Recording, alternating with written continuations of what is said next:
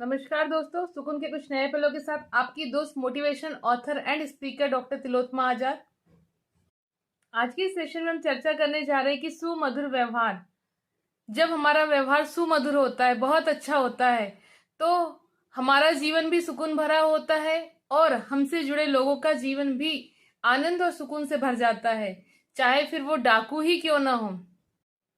आप सोच रहे हो कि ये क्या बात कह दी कि चाहे वो डाकू ही क्यों ना हो। जी हाँ, बिल्कुल सही बात कही है कि अच्छे व्यवहार से एक डाकू का भी जीवन परिवर्तित हो जाता है, उसके जीवन में भी सुकून के पल आते हैं और साथ साथ हमारे जीवन में भी सुकून के पल आते हैं। चलिए एक छोटी सी कहानी के माध्यम से समझते हैं। एक गांव जिसमें एक छोटा सा परिवार था, जिसमें एक माँ और बेटी दोनों साथ साथ रहते थे। बेटी की उम्र करीब 18 वर्ष थी।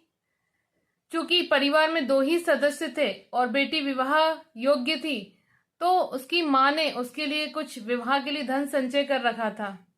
संध्या का समय था, माँ चूल्हे पर रोटी बना रही थी। अचानक 4-5 डाकू उनके घर में घुस आए और जैसे ही डाकू घुस आए, उनमें से एक डाकू ने छुरी निकाली और उस युवा बेटी के गले पर रख दी। गले पर रखने के बाद उसकी माँ से कहने लगे कि आपके घर में जो भी सोना चांदी धन होगा वो जल्दी से निकाल कर हमें दे दीजिए। उस घर में रहने वाली महिला ने बड़े ही प्रेम, नम्रता और आदर भाव से कहा कि भैया अभी अभी तो आप आए हैं, धन जो भी होगा मैं आपको दे दूंगी, पहले जलपान कर लीजिए। क्योंकि अतिथि देवो भव हमारे भारत की संस्कृति है कि जो भी अतिथि होते वो भगवान के तुल्य होते हैं। तो आप मेरे अतिथि हैं, तो आप पहले जलपान ग्रहण कीजिए, उसके बाद जो भी धन मेरे पास रखा है मैं आपको दे दूंगी। डाकुओं को लगा कि जब धन तो मिल ही जाएगा, दूसरे गांव से डकैती करके आए हुए थे, भूख प्यास लगी हुई थी, सोचा चलो जलपान कर लेते हैं। उस महिला ने अपनी बेटी से कहा कि बेटा सभी को जलपान कराओ। उसकी बेटी ने ग्लास में और लोटे में पानी लेकर आई और सभी को आदर के साथ जलपान करवाया।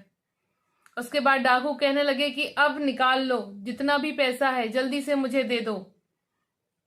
उस महिला ने फिर कहा कि भैया मैं वैसे ही बहुत गरीब हूं, थोड़ा बहुत धन अपनी बेटी के विवाह के लिए रखा था, सो मैं आपको दे दूंगी, पहले आप भोजन कर लीजिए। संध्या का समय हो रहा है, अतिथि घर से भूखा नहीं जाना चाहिए और मैंने भोजन तैयार कर लिया, आप लोग पहले भोजन कर लीजिए, उसके बाद जो भी धन होगा मैं आपको दे दूंगी।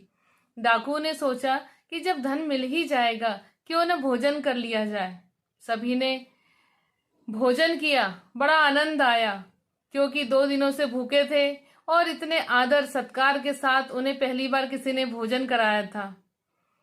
अब वह महिला एक छोटी सी पोटरी में, जिसमें उसने धन संचय किया था अपनी बेटी के विवाह के लिए, वो लेकर आई और उन डाकुओं को सौंपते हुए कहा कि भैया ये थोड़ा सा धन है जो मैंने अपनी बेटी के लिए रखा था, ये आप ले लीजिए। डाकुओं की आंखें भर आई। उन्होंने उस महिला के इतने सुमधुर व्यवहार को देखा और उस महिला से हाथ जोड़ते हुए कहा कि बहन क्षमा करना कि हमने अपनी बेटी तुल्य आपकी बेटी के गले पर चाकू रख के धन मांगा, ये तो हमारी भी बेटी तुल्य है। जो दूसरे गांव से डाकू धन लूट कर लेकर आए थे, वो पोटली उस महिला को देते हुए कहा कि बहन हमारे पास इतना ही धन है, इस धन से आप अपनी बेटी का विवाह अच्छे से कर लीजिए। ऐसा कहकर उस धन की पोटली को उस महिला के हाथ में सौंपकर डाकू वहां से चले गए। कुछ ही दिनों बाद महिला ने बड़े धूमधाम से अपनी बेटी का विवाह किया। एक सुमधुर व्यवहार, उस महिला और उसकी बेटी के अच्छे व्यवहार ने डाकुओं का व्यवहार परिवर्तित कर लिया। साथ में डाकुओं के जीवन में भी कुछ सुकून और आनंद के पल आए और उसकी बेटी का जीवन तो पूरा सुख और आनंद से बीता।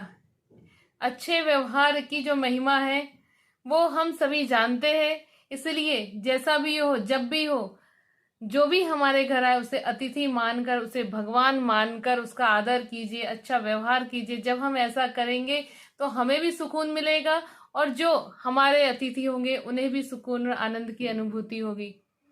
आपको मेरा ये वीडियो पसंद आए तो इसे लाइक, सब्सक्राइब और शेयर करना ना भूलिए। सुकून के कुछ नए पलों के साथ आपसे पुनः मुलाकात होगी। तब तक के लिए जय हिंद, जय भारत।